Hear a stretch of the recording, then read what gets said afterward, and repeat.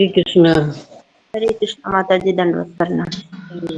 ओम अज्ञानतिमिरान्धस्य ज्ञानाञ्जनशलाकया चक्षुरुन्मीलितं येन तस्मै श्रीगुरुवे नमः।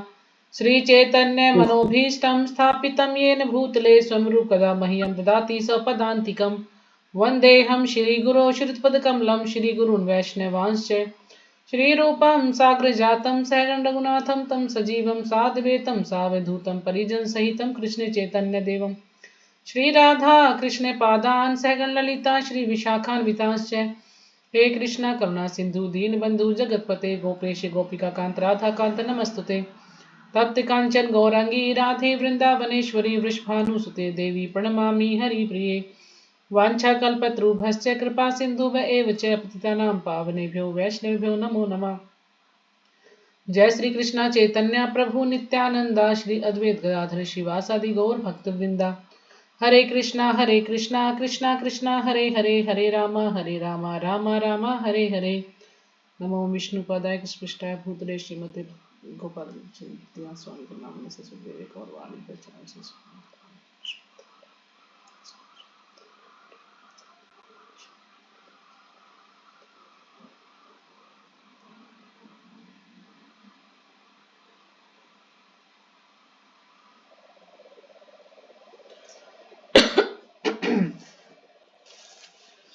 तो सबको ये चैप्टर कुछ समझ में आ रहा है कि नहीं आ रहा है? उस दिन मैंने शुरू से भी समझा दिया था, तो सबको समझ आया कि नहीं आया? कुछ भी पढ़ा घर पे जाके? जी माता जी कोशिश कर रहे हैं थोड़ा समझने की। कोशिश कर आप रहे तो हैं। कर ही रहे हो, लेकिन हम भी साथ में कर रहे हैं। आप समझाने की तो पूरा अभ्यास कर रहे हैं। हमने तो की इसको है माता जी रीडिंग, जो पढ़ना ही आपने पड़ेगा, इसको पढ़ाया तभी था। समझ आएगा ये ना चैप्टर। तो ठीक है, आज हम कर रहे हैं श्रीमद् भगवद गीता यथारूप। इसमें है 18 अध्याय, श्लोक 700। और अभी हम कर रहे हैं अध्याय 13, प्रकृति पुरुष चेतना। और आज हम श्लोक संख्या करेंगे 6 और 7। तो कल हमने पढ़ा था श्लोक संख्या 5 कि विभिन्न वैदिक ग्रंथों में विभिन्न ऋषियों ने कार्यकलापों के क्षेत्र तथा उन कार्यकलापों की ज्ञाता के ज्ञान का वर्णन किया है। इसे विशेष रूप से वेदांत सूत्र में कार्यकारण के समस्त तर्क समेत प्रस्तुत किया गया है। तो यहाँ भगवान अर्जुन को बता रहे हैं कि जो वैदिक ग्रंथों में विभिन्न ऋषि हैं, ऋषियों ने भी जो क्षेत्र के कार्यकलाप उनके बारे में बताया है, उनके ज्ञाता के बारे में ज्ञान का वर्णन किया है। और जो वेदांत सूत्र है उसमें भी बताया गया है, पूरे तर्क समेत सारी अच्छे से, मतलब विस्तार से उसका वर्णन किया गया है कि भगवान कौन है ना, आत्मा क्या है, ये सब उसमें अच्छे से बताया गया है सारा ज्ञान। तो अब आगे भगवान बता रहे हैं कि कि ऋषियों ने तो बताया है शरीर के और आत्मा के बारे में और भगवान के बारे में। तो भगवान आगे उसको बता रहे हैं कि आखिर ये जो शरीर है हमारा, ये किस प्रकार बना है, क्या क्या चीजें हैं इसके अंदर। जैसे हम जब सब्जी बनाते हैं तो कुछ मसाले होते हैं ना भाई, हल्दी भी चाहिए, नमक भी चाहिए, मिर्च भी चाहिए। इस प्रकार से जो शरीर है इसको बनाने के लिए क्या क्या चाहिए, क्या क्या इंग्रेडिएंट्स चाहिए इसके लिए, ठीक है, क्या क्या घटक, ये इसके घटक भी बोले सकते हैं, क्या क्या घटक हैं इसमें, तो शरीर में बताएंगे। तो वैसे शरीर में 24 तत्व बताए गए हैं, लेकिन हम भागवतम में पढ़ते हैं तो जैसे आप भी कंफ्यूज हो सकते हैं। तो भागवतम में जो तीसरा चैप्टर है तो उसके फर्स्ट श्लोक में ही बताया है कि इसमें 16 तत्व बताए गए हैं। पाजी ने 16 तत्व बताए हैं। तो यानी पहले भगवान ने 16 तत्व ही प्रकट किए हैं। तो ये ना जैसे एक के भाग हो जाते हैं, जैसे मान लीजिए 5 ज्ञानेंद्रिया, 5 कर्मेंद्रिया, तो इस प्रकार से उसमें बताया, लेकिन उनके विषय नहीं बताए हैं। तो उनके विषय भी इसमें हम अलग से बताए हैं। तो इस प्रकार से 24 तत्व हैं, लेकिन वो कहते हैं ना दिखने में 16 ही दिखाई देते, भगवान ने पहले 16 ही प्रकट किए हैं। लेकिन जैसे जैसे हम भागवतम पढ़ते हैं तो तीसरे स्कंद तक फिर 24 तत्वों की चर्चा शुरू हो जाती है। तो इसी प्रकार से 24 तत्व बताए हैं, लेकिन इसमें 24 के अलावा और 2 तत्व हैं, वो है क्या है, आत्मा और परमात्मा। इस प्रकार 26 तत्व हैं, जब जाके जो शरीर है ये हमारा पूरा बना हुआ है इन चीजों से। तो आज हम इसी को पढ़ेंगे। पहले श्लोक पढ़ते हैं। महाभूतान अहंकारो बुद्धिर्व्यक्तमेव च इंद्रियाणि दशेकं च पंच च इंद्रिय गोचरः इच्छा द्वेषः सुखम दुखम संघात शौचेतना धृति एतत् क्षेत्रम समासेन स्वीकार मुदहृतम। जो भी माता जी पढ़ना चाहे पढ़ सकती है। हरे कृष्ण माता जी, दंडवत प्रणाम। सभी के चरणों में दंडवत प्रणाम। श्रीमद् भगवत गीता यथारूप, इसमें कुल श्लोक है 718 अध्याय। हम 13वें अध्याय पे हैं। अध्याय का नाम है प्राकृतिक पुरुष तथा चेतना, और उसमें 35 श्लोक हैं। हम है छठे और सातवां करेंगे आज। महाभूतानि अहंकारा बुद्धि अव्यक्तम् एव च इंद्रियाणि दशकं च पंचम च इंद्रियगोचरा इच्छा देश सुखम दुखम संहत चेतना धृति एतत् क्षेत्रं समासेन स्वीकार मुद्राहतम। हरे कृष्ण माता जी, प्रणाम। हरे कृष्ण। हरे कृष्ण माता जी, दंडवत प्रणाम। सभी माताओं को दिए। महाभूतान अहंकारो बुद्धिर्व्यक्त एव च इंद्रियाणि दशेकं च पंचचेन्द्रिय गोचर इच्छा द्वेष सुखम दुखम संघात चेतना प्रीति एतत् क्षेत्रं समासेन स्वीकारम मुद्दा उदाहृतम्। हरे कृष्ण माता जी, दंडवत प्रणाम। हरे कृष्ण। और कोई? हरे कृष्ण माता जी, सादर प्रणाम माता जी। हाँ जी, प्रणाम माता जी। अध्याय 13, श्लोक संख्या 6 और 7। महाभूतान्यहंकारो बुद्धिर्व्यक्तमेव च इंद्रियाणि दशेकं च पंच चेन्द्रियगोचराः इच्छा द्वेष सुखं दुःखं संघातस्य चेतना धृति एतत् क्षेत्रं समासेन सविकारमुदाहृतम्। हरे कृष्ण माता जी। हाँ जी, हरे कृष्ण। और कोई? हरे शब्द। कृष्ण माता जी, हाँ दंडवत जी, प्रणाम। पढ़िए पढ़िए। अध्याय 13 श्लोक 6 और 7। महाभूतान्यहंकारो बुद्धिरव्यक्तमेव च इंद्रियाणि दशकं च पंचचेन्द्रियगोचरा इच्छा द्वेष सुखं दुःखं संगा। संगचेतना धृति एक तत्क्षेत्र समासेन स्वीकार मुदाहृतम्। हरे कृष्ण माता हाँ जी। जी, हरे कृष्ण। शब्दार्थ। महाभूतानी स्थूल तत्व। अब महाभूतानी क्या है? स्थूल तत्व, जो यानी जो हमारा जो शरीर है, तो उसमें जो स्थूल तत्व है पृथ्वी जल अग्नि वायु आकाश। अहंकार मिथ्या अभिमान, बुद्धि बुद्धि अव्यक्तम अप्रकट, एव निश्चय ही, च भी इंद्रियाणी इंद्रियां, दश एकम 11, दश एकम यानी 11 होते हैं, च भी पंच 5, च भी इंद्रिय गोचरा इंद्रियों के विषय है, इच्छा इच्छा द्वेष घृणा, सुखम सुख दुखम दुख, संघात समूह, चेतना जीवन के लक्षण, धृति धैर्य, एतत् यह सारा, क्षेत्रम कर्मों का क्षेत्र, समासेन संक्षेप में, सविकारम अंतः क्रियाओं सहित, उदाहृतम उदाहरण स्वरूप कहा गया। तो अनुवाद। पंच महाभूत। तो पंच महाभूत आगे प्रभुपाद जी हमें बता भी रहे हैं। तो पृथ्वी जल अग्नि वायु आकाश, अहंकार मिथ्या अहंकार, बुद्धि बुद्धि अव्यक्त। जो अव्यक्त है, इसमें लिखा है कि अव्यक्त तीनों गुणों की अप्रकट अवस्था। तो अव्यक्त भी यानी जो प्रकट नहीं है, तो इसको प्रधान भी कहा गया है। जैसे जैसे हम इसको पढ़ेंगे तो बार बार प्रधान आएगा, तो आप पूछेंगे प्रधान कौन है, क्या है प्रधान? तो प्रधान का इसमें यही है, प्रधान को प्रधान भी बोलते हैं, अव्यक्त भी बोलते हैं, दोनों शब्द यूज होंगे। तो इसका अर्थ क्या है कि तीनों गुणों की अप्रकट अवस्था, यानी तीनों गुण हैं उनको प्रधान कहा गया, लेकिन अप्रकट अवस्था में है, वो प्रकट नहीं है। लेकिन जब महत्त्व एक्टिवेट होता है, गतिशील होता है, कार्य करता है, तो फिर हम ये तीनों गुण उसमें देखते हैं। वैसे वो अप्रकट अवस्था में गुण, तीनों गुण भी होते हैं उसके अंदर। दशो इंद्रियां 10 इंद्रियां आप समझते हैं, तथा मन मन क्या है 11वां। 5 इंद्रिय विषय, और जो 5 हमारी इंद्रिय हैं उनके विषय हैं। इच्छा, द्वेष, सुख, दुख, संघात। और ये क्या है?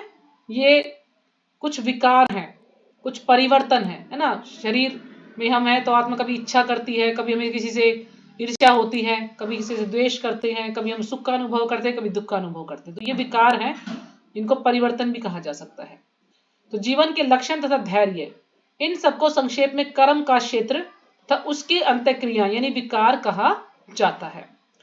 तो मैंने इसलिए नहीं बताया कि अभी इसको हम पढ़ रहे हैं, तो प्रभुपाद जी ने इसमें अच्छे से बताया हुआ तात्पर्य में। तो तात्पर्य में बताया है कि सारे जो भी पंच महाभूत हैं, विषय हैं, सब कुछ बताया है इसमें। तो पहले तात्पर्य पढ़ लेते हैं हम लोग। तो तात्पर्य श्रीपाद जी के द्वारा, श्रीपाद जी की जय। महर्षियों, वैदिक सूक्तों, अब वैदिक सूक्त है कुछ, उनको छांदस कहा गया है, एवं वेदांत सूत्र। वेदांत सूत्र में जैसे कुछ सूत्र हमने कल भी चर्चा की थी सूत्रों के बारे में, तो इस प्रकार से कुछ सूत्र दिए गए हैं के प्रमाणिक कथनों के आधार पर इस संसार के अवयवों को इस प्रकार से समझा जा सकता है। यानी महर्षियों ने भी बताया है इसके बारे में, जो वैदिक सूक्त तो हैं उनके बारे में उनसे भी हमें पता लगता है, और जो वेदांत सूत्र है उनसे भी। इन तीनों प्रमाणिक कथन, जो हमारे जो आचार्य के जो प्रमाणिक कथन है, उनसे भी हमें इन चीजों के बारे में पता लगता है कि यानी 24 तत्व क्या है। तो पहले तो पृथ्वी, जल, अग्नि, वायु, आकाश, ये 5 महाभूत है। ठीक है, तो ये क्या है? ये 5 महाभूत है।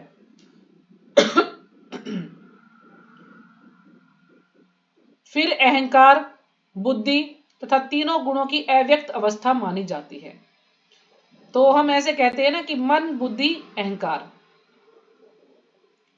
तो ये क्या है? मन, बुद्धि, अहंकार, इनसे सूक्ष्म शरीर बनता है हमारा। ये स्थूल शरीर है पृथ्वी, जल, अग्नि, वायु, आकाश, और सूक्ष्म शरीर है हमारा मन, बुद्धि, अहंकार। तो हमारे कितने 3 शरीर होते हैं ना। एक स्थूल शरीर जिसको जला दिया जाता है, और जो सूक्ष्म शरीर है मन, बुद्धि, अहंकार से बना हुआ जो शरीर है, वो आत्मा के साथ वो जो है चला जाता है, और फिर उसको उसके कर्मों के अनुसार उसको एक अलग से शरीर दिया जाता है। उसके अनुसार उसको जो कर्म उसने किया है, सुख और दुख वहां पर भोगना पड़ता है, नरक और स्वर्ग में इसको ले जाया जाता है। इसके पश्चात 5 ज्ञानेंद्रियां हैं, जैसे नेत्र है, कान है, नाक है, जीभ है तथा त्वचा है। फिर 5 कर्मेंद्रियां हैं, वाणी, पांव, हाथ, गुदा तथा लिंग। तो ये जो कर्मेंद्रियां हैं, हम इनसे कार्य करते हैं ना, आवाज बोलते हैं, और पांव से चलते हैं, हाथ से कोई कार्य करते हैं, गुदा और उपस्थ यानी जो जनेंद्रियां हैं, और जो नाक, कान, जीभ, त्वचा है, ये क्या है? ज्ञानेंद्रियां हैं, यानी इनसे ज्ञान प्राप्त करते हैं। जैसे आंखों से हम देखते हैं ना, देख करके ज्ञान प्राप्त करते हैं कि ये क्या अच्छा है, क्या बुरा है। लेकिन दृष्टि कई बार क्या है, ज्यादातर जो गलत चीजों उसी पर जाएगी। क्यों? क्योंकि अभी हम माया के प्रभाव में है, तो इसलिए हमें ध्यान देना होता है कि हमें क्या देखना, क्या नहीं देखना। कान, कानों के द्वारा हमें सुन सकते हैं।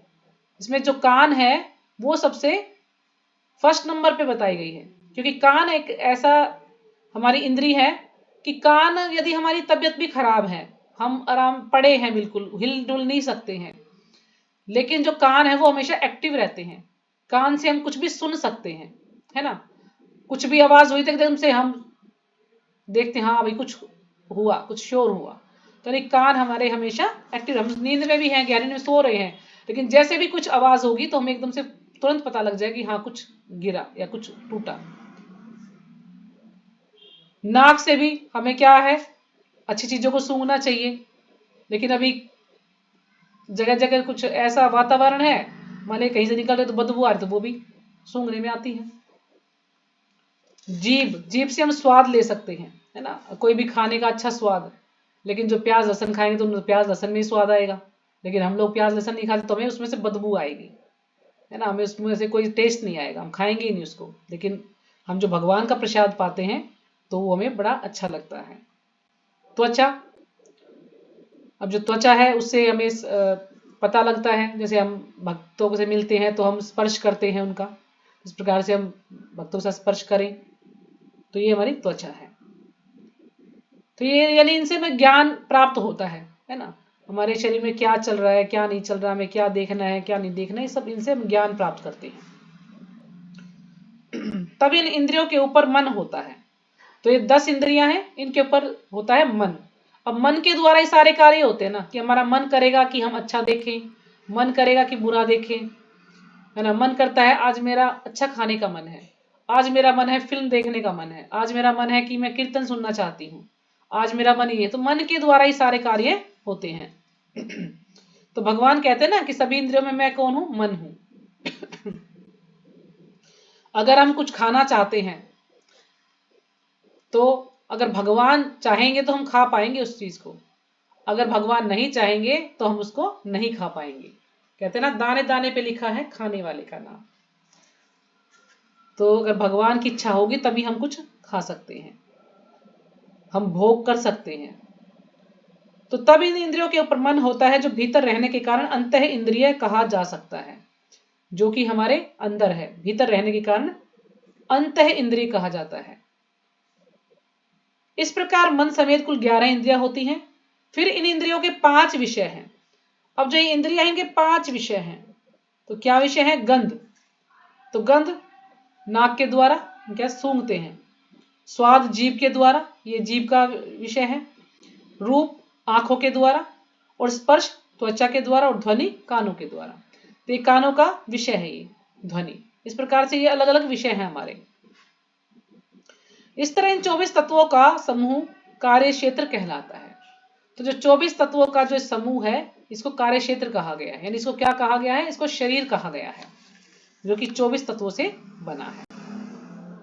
यदि कोई इन 24 विषयों का विश्लेषण करे तो उसे कार्य क्षेत्र समझ में आ जाएगा। और यदि हम इन 24 तो अच्छे से विस्तार से इनको समझते हैं, विश्लेषण करते हैं ध्यान पूर्वक, तो हम समझ जाएंगे कि आखिर हमारे शरीर में क्या है, ये शरीर हमारा किस प्रकार से बना है, ये हमें समझ आ जाएगा। फिर इच्छा, द्वेष, सुख तथा दुख नामक अंतः क्रियाएं विकार हैं, जो स्थूल देह के 5 महाभूतों की अभिव्यक्तियां हैं। अब जो स्थूल तत्व है 5 ना, पृथ्वी, जल, अग्नि, वायु, आकाश, तो इन्हीं के कारण जो है इन्हीं की अभिव्यक्तियां हैं। अभिव्यक्तियां इनको दर्शाती हैं, पंच महाभूतों की अभिव्यक्तियां हैं, इनको दर्शाती हैं। ये जो क्या है? ये विकार हैं, जो यानी इच्छा भी करते हैं हम, द्वेष भी करते हैं, सुख भी अनुभव करते हैं, और दुख भी अनुभव करते हैं। तो ये क्या है? ये हमारी अंतः क्रियाएं हैं। यानी कुछ ना कुछ हमारे शरीर में परिवर्तन होता है। जो हमारा शरीर है उसी में परिवर्तन होता है, आत्मा में कोई परिवर्तन नहीं होता। आत्मा जैसी है वैसी ही रहती है। शिव शरीर में परिवर्तन होता है। तो ये उनको दर्शाती है, उनको प्रकट करती है। चेतना तथा धैर्य द्वारा प्रदर्शित जीवन के लक्षण सूक्ष्म शरीर अर्थात मन, अहंकार तथा बुद्धि के प्राकाट्य हैं। अब जो चेतना तथा धैर्य है, हमारी चेतना कैसी है? शुद्ध चेतना है या दूषित चेतना है? हमारा धैर्य, हम कितने जो है धैर्यवान है, कितने सहनशील है, या हम कितना जो है वही सहन ही आएगा इसमें, तो धैर्य कितना हम धैर्य रख पाते हैं हर चीज में। तो ये क्या है? ये धैर्य द्वारा प्रदर्शित, यानी चेतना और धैर्य द्वारा प्रदर्शित होते हैं ये जीवन के लक्षण, जिसको कहा गया है सूक्ष्म शरीर। तो मन, बुद्धि, अहंकार, और जो ये इच्छा, द्वेष, सुख और दुख, ये किसके द्वारा प्रकट होते हैं? ये है जो कि पंच महाभूत के कारण, और जो ये सूक्ष्म शरीर है ये चेतना और धैर्य के कारण के प्राकाट्य हैं। ये सूक्ष्म तत्व भी कर्म क्षेत्र में सम्मिलित रहते हैं। अब जो सूक्ष्म तत्व है ये भी कर्म क्षेत्र में ही सम्मिलित रहते हैं, इस शरीर में ही सम्मिलित रहते हैं ये भी।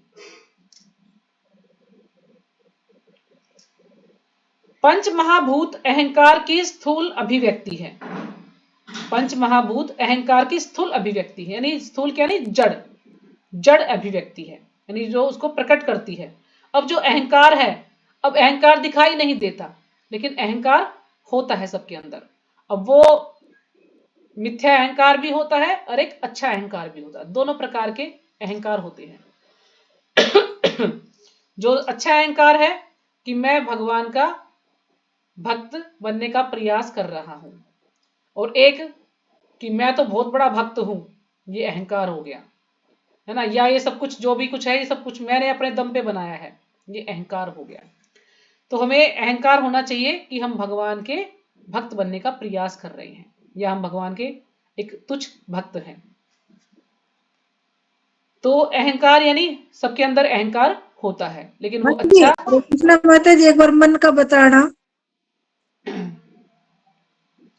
मन का क्या बताया था? मन तो है माता जी, मन तो है ना, इंद्रियों का राजा है मन।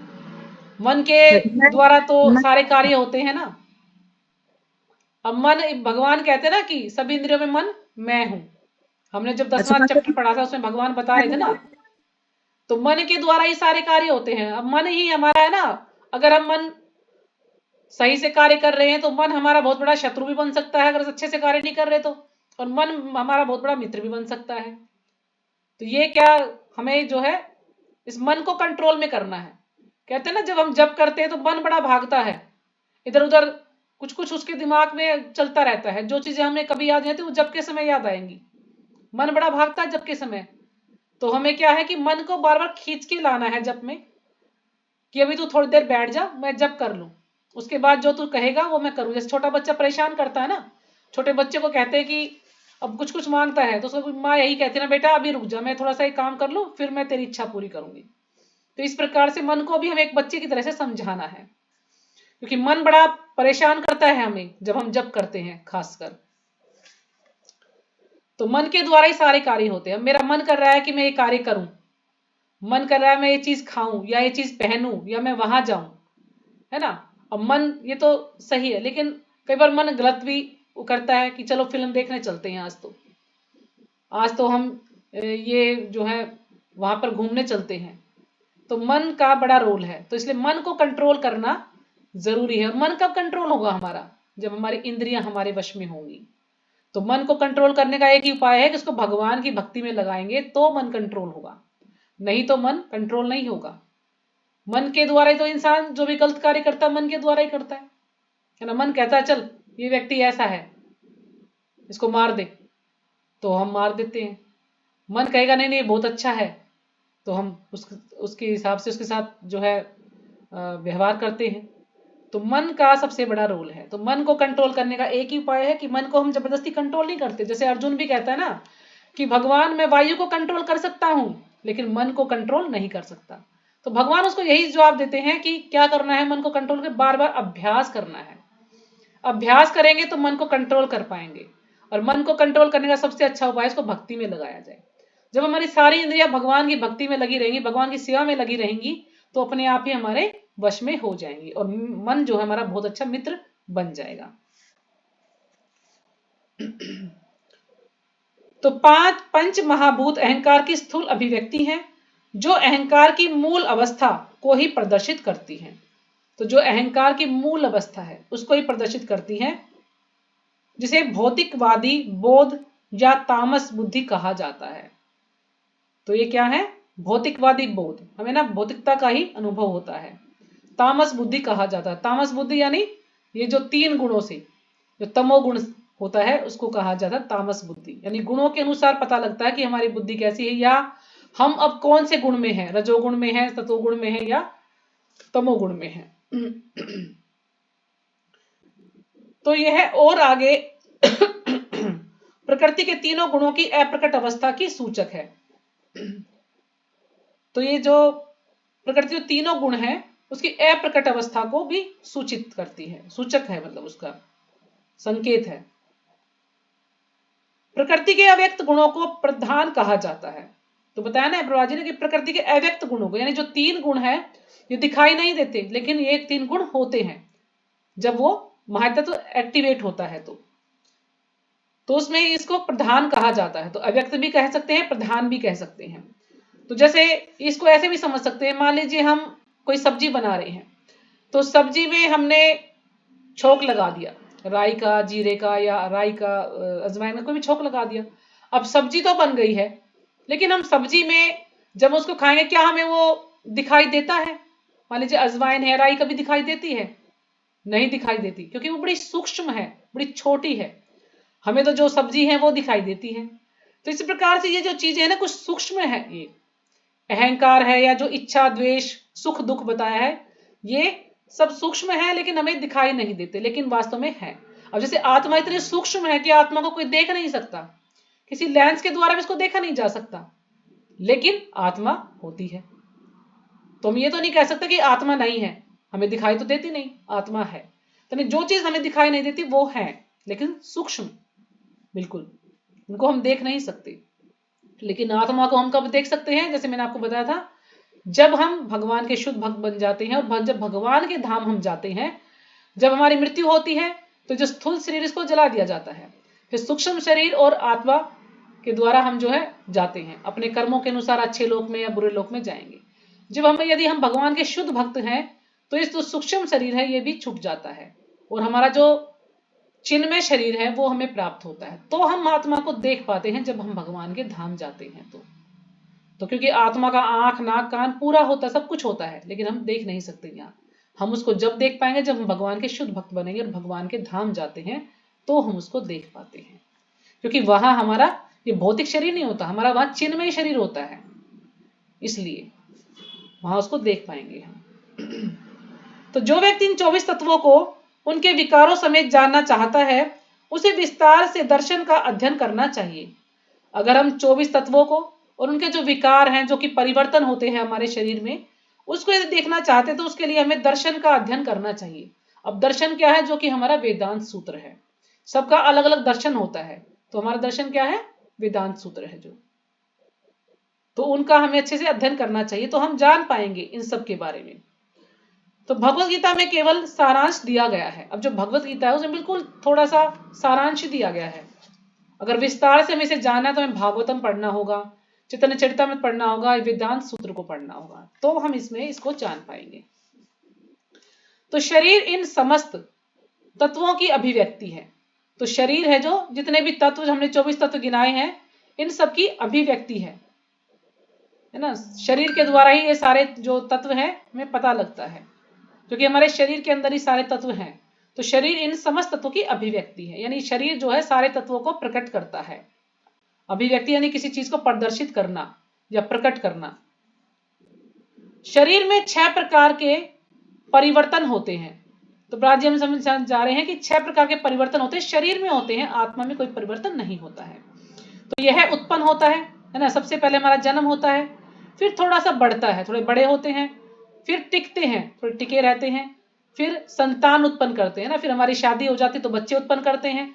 उसके बाद तब यह क्षीण होता है, फिर धीरे धीरे थोड़ा सा कमजोर हो जाता है और अंत में समाप्त हो जाता है, फिर हमारी मृत्यु हो जाती है। तो इस प्रकार से 6 परिवर्तन होते हैं। तो ये 6 परिवर्तन सभी जीवों में होते हैं।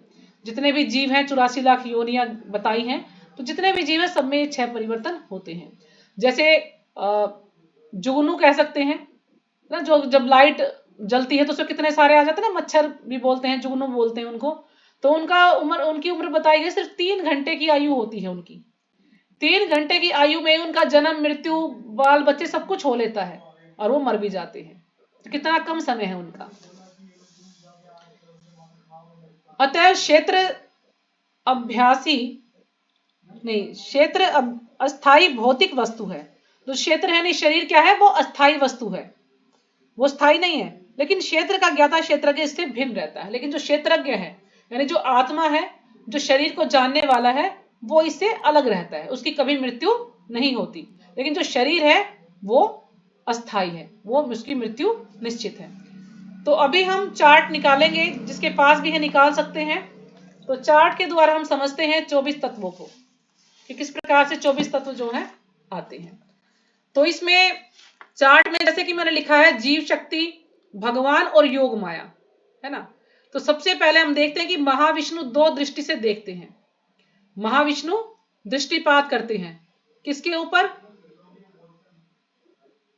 माया शक्ति के ऊपर, यानी रमा देवी, इसमें बताया। तो भगवान जो है ना, जो महाविष्णु है, महाविष्णु को कारण दक्षाई विष्णु भी कहा गया है, ठीक है ना। तो जो कारण महाविष्णु वो दृष्टिपात करते हैं, क्योंकि भगवान को संग करने की जरूरत नहीं होती, भगवान दृष्टि से ही सब कुछ कर देते हैं।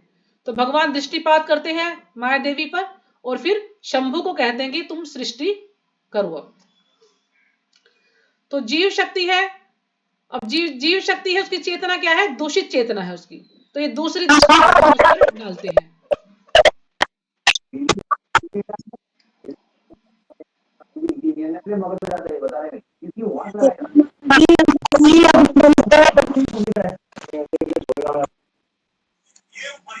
बीच बीच में ना परेशानी हो जाती है।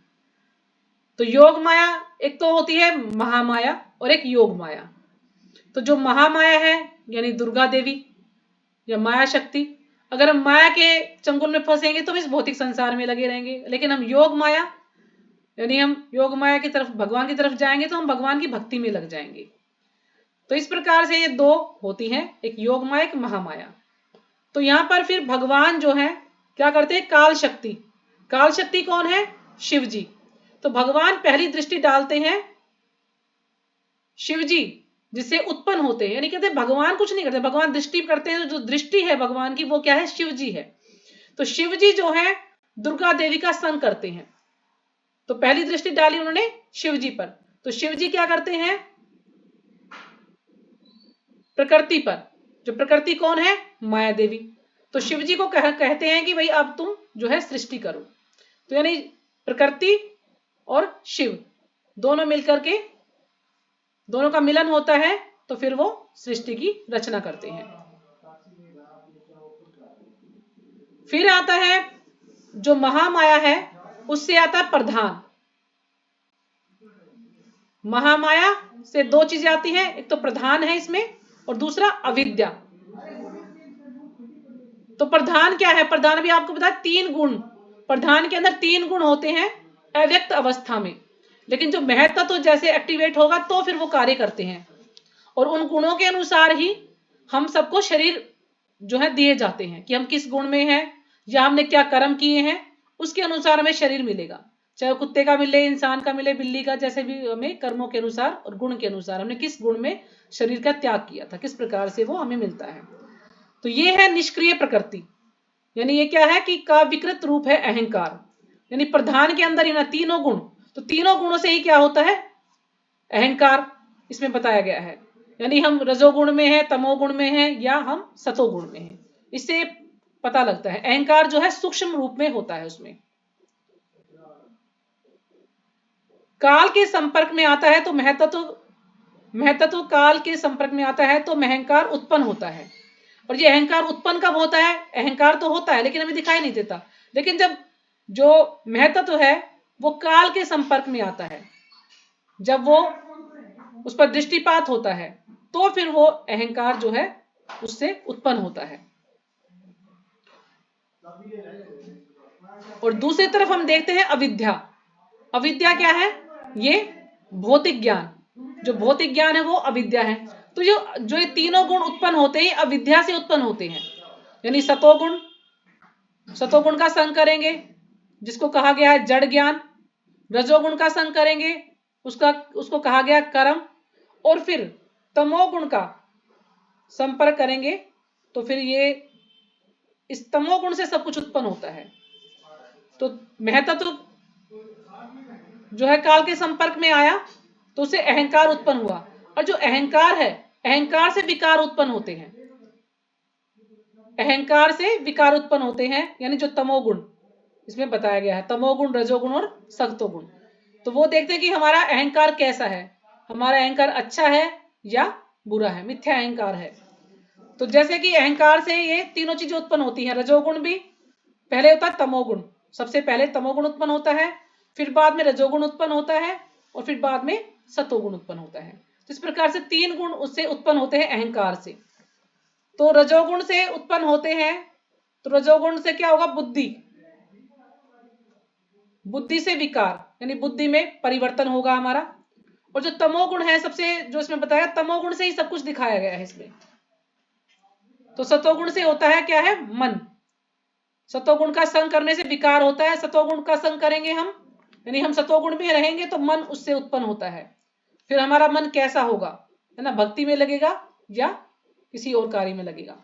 और जो तमोगुण है, तमोगुण से फिर ये चीजें उत्पन्न होती है। तमोगुण से जो ये है ना, शब्द, स्पर्श, रूप, रस, गंध, ये 5 चीजें उत्पन्न होती हैं तमोगुण से।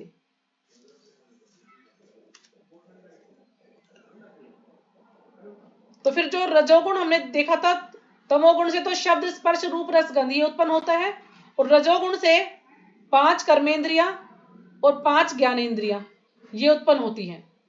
तो 5 कर्मेंद्रियां और 5 ज्ञानेंद्रियां इसमें, जैसे कि हाथ पांव मुख मलमूत्र और जनेंद्रिया, और जीव त्वचा न जिव्या त्वचा आंख नाक कान ये सब उत्पन्न होता है। फिर जो है इससे एक चीज और उत्पन्न होती है, बुद्धि से विकार होता है, तो आकाश। अब जो आकाश है, कहने को कहते भी आकाश क्या है, खाली है, लेकिन वो क्या है, आकाश से शब्द, यानी जिसमें हमने शब्द पढ़ा था, शब्द से आकाश आया है, इस प्रकार से भी समझ सकते हैं इसको। और जो स्पर्श है उससे वायु, यानी जब वायु है तो उसमें शब्द और स्पर्श दोनों चीज उसमें होती हैं, दोनों गुण होते हैं, शब्द भी होता है स्पर्श भी होता है। फिर शब्द और स्पर्श से वायु के बाद आती है अग्नि। फिर अग्नि से, अग्नि में 3 चीज होती हैं, एक शब्द स्पर्श और रूप। फिर उसके बाद आता है जल, अग्नि से जल उत्पन्न होता है, तो जल में आता है शब्द स्पर्श रूप और रस, चारों चीजें हो गई। फिर आता है पृथ्वी, तो पृथ्वी में होता है शब्द स्पर्श रूप रस गंध, तो पृथ्वी में सब कुछ होता है, 5 चीजें होती हैं ये हमारी। तो इसको थोड़ा समझना मुश्किल है, शायद मुझे लगा किसी को कुछ समझ नहीं आ रहा है, क्योंकि इसको बहुत मुश्किल है समझना। इसको आप एक लेक्चर भेजूंगी, अगर आप लेक्चर सुन के इसको समझ पाएंगे तो शायद आपको समझ आएगा ये, ठीक है। सृष्टि कैसे बनी, तो लेक्चर आप सुनेंगे उसको बैठ के, तो शायद थोड़ा बहुत समझ आ जाए। तो फिर यहाँ पे जैसे इसमें बता रखा है, जैसे मैंने गोला सा बनाया था, यहाँ पे शब्द था जो कि सबसे पहले आता है शब्द, शब्द से फिर उत्पन्न होता है आकाश, ठीक है, शब्द से उत्पन्न होता है आकाश। फिर उसके बाद आता है दूसरा, हमने क्या देखा इसमें, स्पर्श, स्पर्श से क्या है, वायु। और फिर तीसरा है इसमें रूप, तो रूप यानी अग्नि। और फिर उसके बाद है रस, रस से जल। और फिर गंध यानी पृथ्वी। तो इस प्रकार से मोगला प्रभु ने समझाया था। अब काफी दिन हो गए मैंने जब इसको पढ़ा था, तो अभी अपना समझ नहीं आ रहा होगा, मैं जितना मेरे को समझ आ रहा उतना मैं समझा पा रही हूँ इसको, ज्यादा नहीं पता मुझे भी।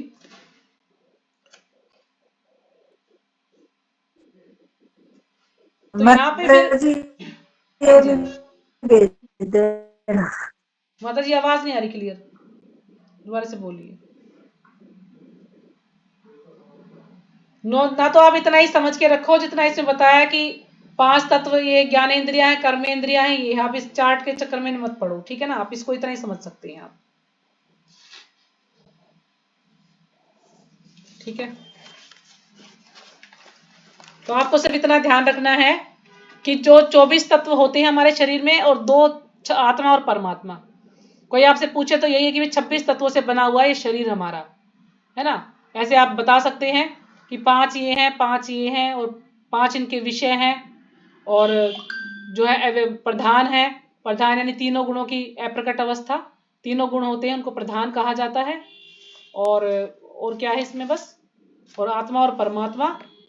और ये जो इच्छा द्वेष सुख और दुख, ये 5 महाभूत हैं, जो 5 महाभूत है, उन्हीं के द्वारा ये चीजें, ये विकार आते हैं, 5 महाभूत के कारण ही विकार आते हैं, ये इच्छा द्वेष सुख और दुख, है ना, क्योंकि ये शरीर के द्वारा ही है सब कुछ। तो 5 महाभूत है जो उन्हीं के द्वारा बताया गया कि उनके द्वारा ये जो है ये विकार आते हैं हमारे शरीर में। आत्मा में कोई विकार नहीं आता है, ये शरीर के विकार हैं, शरीर में विकार आते हैं। तो और क्या पढ़े इसमें, तो एक समझ आ गया सबको, आपको थोड़ा बहुत तो कुछ समझ आया होगा, ज्यादा नहीं तो। माता जी अभी तो थोड़ा सा आया है, बाद में भूल जाए तो कुछ। ये तो पढ़ते पढ़ते आएगा माता जी, ये जो पूरा चैप्टर है ना, ये इसमें कई बार रिवाइज होगा, ये जो चार्ट है कई बार रिवाइज होगा।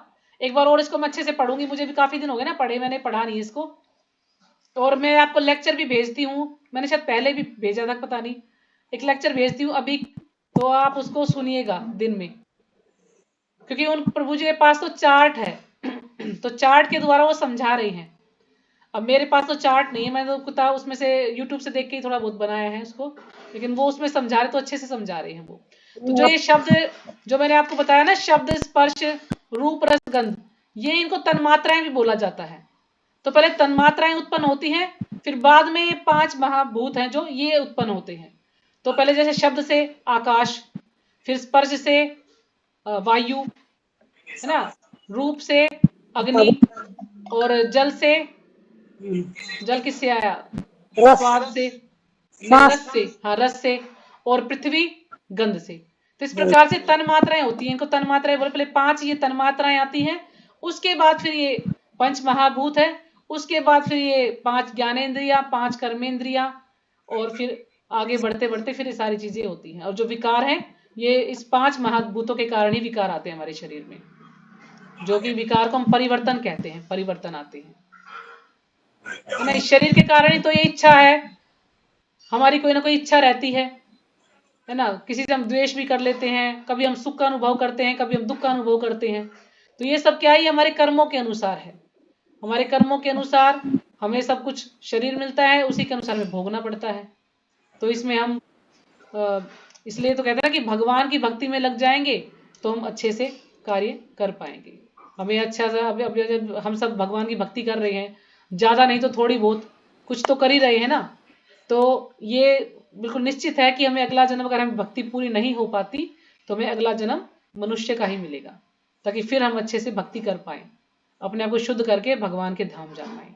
लेकिन जिन लोगों को बिल्कुल ही ज्ञान ही नहीं है भक्ति के बारे में, अब जैसे जो और जीव हैं, कुत्ते हैं, बिल्ली, उनको कुछ पता ही नहीं है। क्यों? क्योंकि वो जो कुत्ते बिल्ली बने तो अपने कर्म के अनुसार ही बने ना, उनके कर्म ही ऐसे थे, इसलिए भगवान ने उनको कुत्ता बिल्ली बना दिया। अब बिल्ली है, बिल्ली क्या करती है? कुछ नहीं कर सकती, तो कुछ ज्ञान नहीं है, बस उसको खाने का ज्ञान है, खाना सोना पीना, बस उसको यही पता है और कुछ नहीं पता है उसको। जैसे उसको खाने की कोई चीज देखती है तो झपट्टा मारती है, उसको चाहिए। लेकिन इंसान है, इंसान को बुद्धि दी है, तो उसको थोड़ा संयम बना के रखता तो वो ऐसा कार्य नहीं करेगा। उसको ज्ञान है कि मुझे क्या करना है, क्या नहीं करना, क्या मेरे लिए अच्छा है, क्या मेरे लिए बुरा है। लेकिन बिल्ली को या और कोई सी जीव को, इनको कुछ नहीं पता रहता। तो ठीक है, फिर यहीं पे विराम करें, क्योंकि अगला श्लोक जो है बहुत बड़ा है, उसको पढ़ाने में कम से कम 2-3 दिन लगेंगे लगातार। इसमें 20 पॉइंट दिए हैं प्रभुपाद जी ने, तो एक दिन में मुश्किल से 4-5 पॉइंट ही हम ले